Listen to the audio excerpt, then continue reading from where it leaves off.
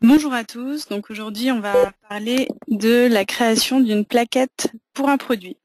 Donc ça peut être pour un produit physique ou ça peut être aussi pour un service, que vous soyez dans le B2B ou dans le B2C, cette technique fonctionne très bien.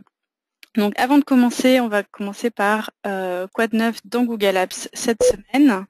Et donc depuis hier soir, dans Google Apps, il est possible de restaurer des fichiers supprimés dans Google Drive et la nouveauté c'est aussi dans Gmail. Donc pendant 25 jours, vous pouvez restaurer un document si un de vos utilisateurs l'a supprimé. Donc par exemple ici je suis dans l'administration, qu'est-ce que je fais? Je vais dans utilisateur, je sélectionne l'utilisateur qui m'intéresse et ici j'ai un nouveau bouton qui est restaurer les données. Donc il me suffit de cliquer, de sélectionner mail ou drive et je dis entre quelle date et quelle date je souhaite restaurer les mails qui ont été supprimés. Voilà, il suffit de cliquer ici, c'est très simple et ça permet de récupérer des données si on a supprimé par mégarde. Voilà, j'espère que cette nouvelle vous réjouit autant que moi. Vous pouvez ici cliquer pour en savoir plus ou pour voir une petite vidéo de démonstration qui est l'équivalent de ce que je viens de faire. Donc aujourd'hui, ce qu'on va faire, c'est créer une plaquette pour un produit. Donc vous êtes une entreprise, vous avez envie de sortir une nouvelle offre et vous n'êtes pas encore sûr de tout l'effort que vous voulez mettre dans cette nouvelle offre. Donc autant tester ce produit et créer rapidement une plaquette pour pouvoir le tester auprès de quelques clients. Sachant qu'aujourd'hui, la technique nous permet de créer très facilement des plaquettes qui sont très propres et qui vont pouvoir vous permettre de tester sur le terrain cette nouvelle idée. Donc ce qu'on va faire, c'est on va commencer par créer un compte sur un des sites internet. Alors aujourd'hui, j'ai choisi de faire une démonstration sur Weebly, mais on pourra faire des démonstrations sur plusieurs autres outils que je vous donnerai à la fin de cette séance. Donc ici, je commence par saisir le nom de mon entreprise, mon email,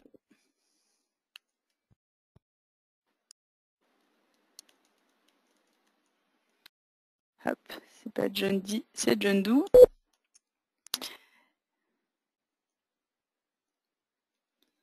Et je commence. Donc l'inscription a pris moins d'1 minute. C'est très simple. Et ensuite, ici, je choisis le type de site que je veux faire. Donc je peux créer un blog, je peux créer un site ou également une boutique. Donc ça, c'est très intéressant chez Weebly. Si j'ai un produit physique, par exemple une paire de patins à roulettes, je pourrais tout à fait les vendre à travers une boutique qui gère aussi le stock, le paiement en ligne, l'envoi des produits par la poste, etc.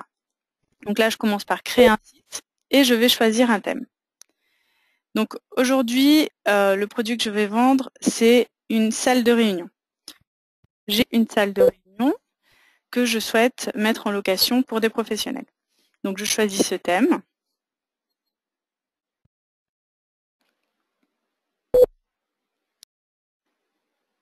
Et on est parti.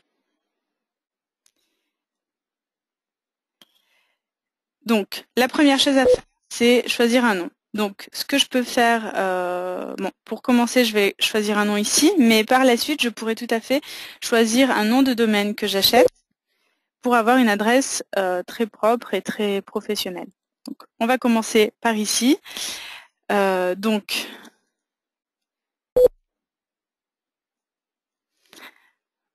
mon produit va s'appeler Sal & Go. Et ici, donc, j'ai une petite vidéo d'introduction qui va me permettre de comprendre un petit peu comment ça se passe. Donc là, je suis ici et je peux commencer enfin mon site internet. Donc la prochaine chose à faire, c'est ajouter un titre et une description. On va commencer par ici. Ici, j'écris le titre de mon produit. Ici, je vais écrire la baseline. Et par un mouvement de cliquer-glisser, hop, on peut ajouter un texte. Donc là, j'ai préparé un texte que je vais coller ici. Et ensuite, ici, j'ai un pied de page. Ah, et donc là, par contre, il me propose de payer pour rédiger un pied de page. Aujourd'hui, on ne va pas rédiger de pied de page. On va tout simplement mettre ce qu'on comptait mettre en pied de page ici. Et voilà, cette partie-là, on va la laisser au centre. Voilà, donc là, j'ai mon texte. La prochaine étape, c'est ajouter des images et une vidéo YouTube. Donc ça me permet d'animer un petit peu cette page internet. Donc toujours par un mouvement de cliquer et glisser, je peux prendre un élément et venir le glisser ici. Donc là j'ai le choix entre une image, une galerie ou alors un diaporama. Donc moi aujourd'hui je vais choisir de mettre. Je clique et je glisse mon diaporama ici. Je choisis ce type de diaporama là, ou je pourrais choisir celui-là. Allez, c'est parti. Et donc là je vais des photos à partir de mon ordinateur. J'ai fait une petite sélection. Allez, on va mettre celle-ci aussi. Ouvrir. Donc je ne peux pas passer en pro.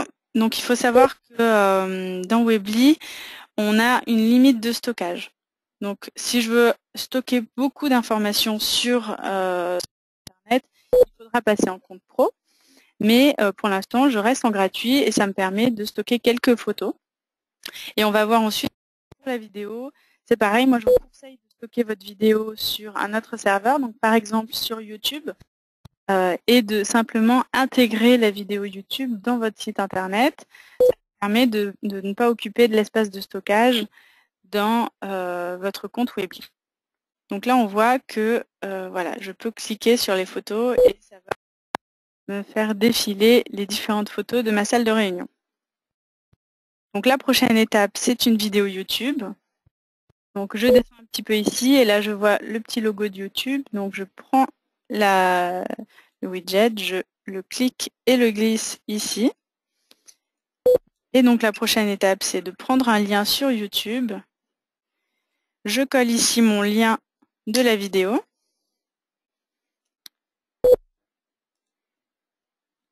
Hop. Et voilà. Donc là, j'ai intégré une vidéo de ma salle de réunion qui me permet de donner donc un aperçu à mes clients de ce qu'ils vont vivre dans cette salle de réunion quand ils viendront la louer. Donc la prochaine étape, c'est ajouter un bouton d'action avec un formulaire Google. Donc j'ai créé un formulaire Google qui est un formulaire tout simple qui me permet qui permet à mes clients de remplir les réservations de salles de réunion. Donc il suffit ici qu'ils remplissent la date, l'heure, le nombre d'heures qu'ils souhaitent dans leur réservation, combien de collaborateurs vont venir dans cette salle. Ça me permet d'évaluer quelle est la taille de la salle dont ils ont besoin, et puis toutes les informations de contexte. Donc bien sûr, dès qu'ils cliquent sur envoyer, ça me permet de remplir un fichier Google Spreadsheet qui me permet ensuite de les recontacter par la suite. Donc ici, j'ai un bouton tout en haut. Et donc là, je vais marquer « Réserver une salle ». Et ce bouton va amener vers un lien que je colle ici. Je décide d'ouvrir dans une nouvelle fenêtre. Je sauvegarde et comme ça, quand on cliquera sur ce lien, on atterrira directement sur mon formulaire de salle de réunion. Donc, vous voyez, c'est très simple d'avoir un bouton d'action visible. Alors, on peut également changer, bien sûr, le style du bouton d'action. Voilà, comme ça, il est encore plus visible et ça permet à mes clients de cliquer plus facilement sur cette salle, puisque vraiment tout l'intérêt de cette plaquette, c'est que le client finisse par cliquer et réserver une salle. C'est tout l'intérêt de cette manipulation. Donc, pour la suite, donc on a terminé pour la plaquette de la salle de réunion. Si vous voulez réaliser d'autres plaquettes comme ça très rapidement, donc celle-ci on l'a fait en 10 minutes. Dans le titre j'ai mis 2 heures puisque ce qui prend du temps, c'est de choisir les photos et de rédiger le texte. La technique, comme vous pouvez le voir, c'est maintenant très simple. Si vous ne voulez pas le faire avec Weebly, vous pouvez également tester sur Strikingly, sur Jimdo, Wix, Flavor ou About Me. Donc, je fais un rapide aperçu. Voici Strikingly. Et donc, on a ici quelques exemples de sites qui ont été faits avec Strikingly, qui est également très très romain. Donc, on peut faire plusieurs pages comme ça, avec un menu déroulant. On a des photos, des boutons vers les réseaux sociaux. C'est très très simple à mettre en place, quelques minutes, et ça vous permet d'avoir un site internet qui est très propre et très attirant. Alors, quels sont les critères de choix pour choisir votre application pour créer votre plaquette produit ou votre site internet si vous êtes en création d'entreprise?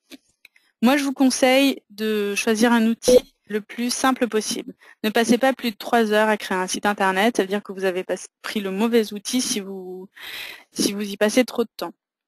Au niveau du tarif, donc certes, on peut faire beaucoup de choses en gratuit, on peut également faire des choses beaucoup plus professionnelles en payant, et en général, les tarifs n'excèdent pas 60 € par an. Donc pour un site internet, c'est très très abordable, surtout si vous le faites vous-même, hein, donc ça reste un tout petit tarif.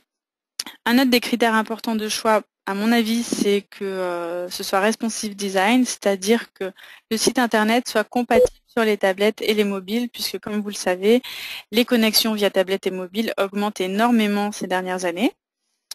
Et finalement, qu'on puisse interagir avec d'autres applications. Donc par exemple sur Strikingly, Jimdo et Weebly, vous pouvez ajouter une vidéo YouTube. Dans About Me, vous pouvez faire des liens vers tous vos réseaux sociaux. Dans Flavor Me, vous pouvez vous avez une boutique en ligne, également dans Wix, Jimdo et dans Weebly.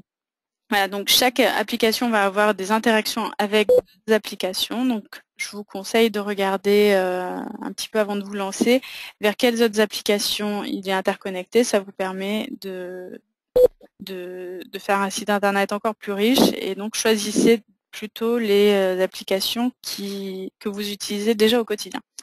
Et également, ce qui est très important, c'est l'assistance. Donc, c'est l'équipe technique qui a derrière cet outil. Si vous utilisez Weebly ou Strikingly, quand vous envoyez un mail de demande d'assistance, on vous répond. Donc, ça, c'est très important que ce ne soit pas un produit à l'abandon, hein, d'avoir une équipe dynamique derrière pour que le produit continue à évoluer. Voilà. Est-ce que vous avez des questions?